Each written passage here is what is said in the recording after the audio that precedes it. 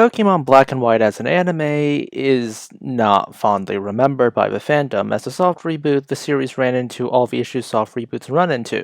There were baffling creative choices that weren't interesting enough for fans to ignore the fact that this is a soft reboot. Plots got dropped unceremoniously because the higher-ups said so. Contrary to popular belief, the earthquake in 2011 didn't cause the dropping of the Team Plasma plot, more like they were a catalyst, because they needed an excuse to ditch the Black and White 1 Team Plasma and use the Black and White 2 Team Plasma because those games were coming up. When they actually did the Team Plasma plot, it was met with widespread panning because it tried to have its cake and eat it too. It wanted to be Black and White 2 and Black and White 1 at the same time, and overall it left nobody happy. But then there are the rivals. Those of you who actually watch the Black and White anime will know that there is someone missing from this. Okay, there's a lot of someone's missing from this, but in terms of Ash's rivals, there's someone definitely missing.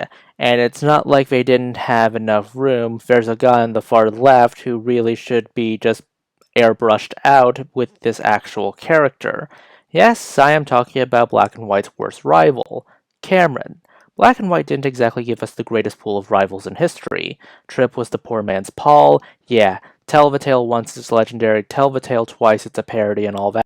Stefan, who I can't seem to remember outside of the name gag, and the fact that I liked him better with Ash because he didn't feel like they were retreading Ash and Paul's rivalry.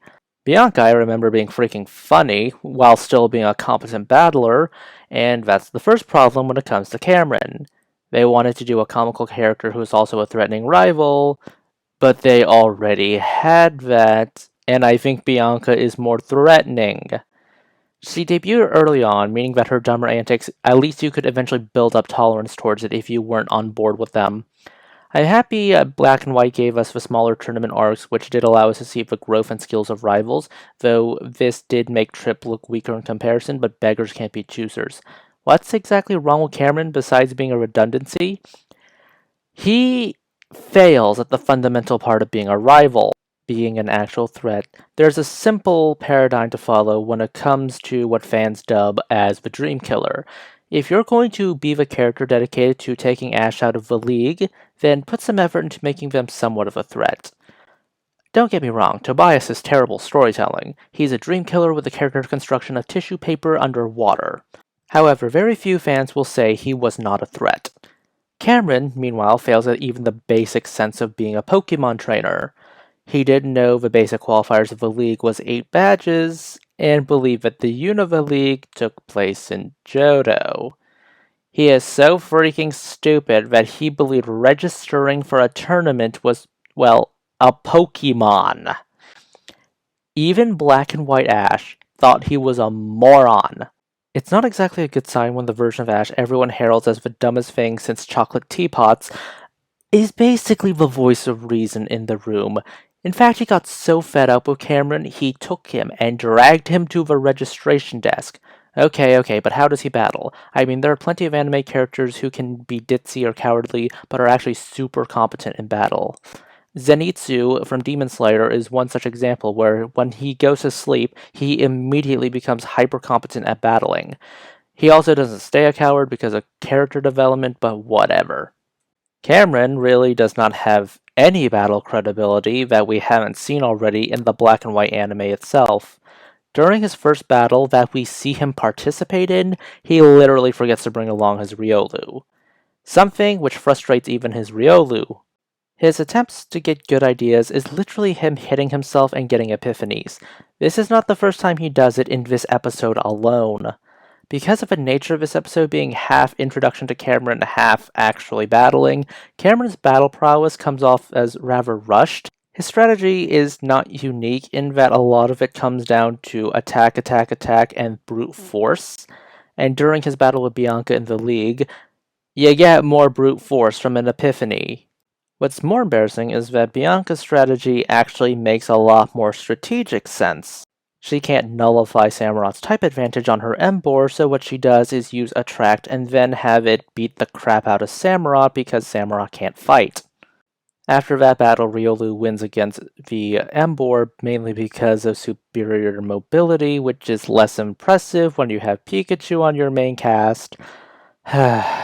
And his battle with Ash is honestly the nadir of the league. He sends out Ferrothorn, a steel grass type, against Pig Knight and loses predictably.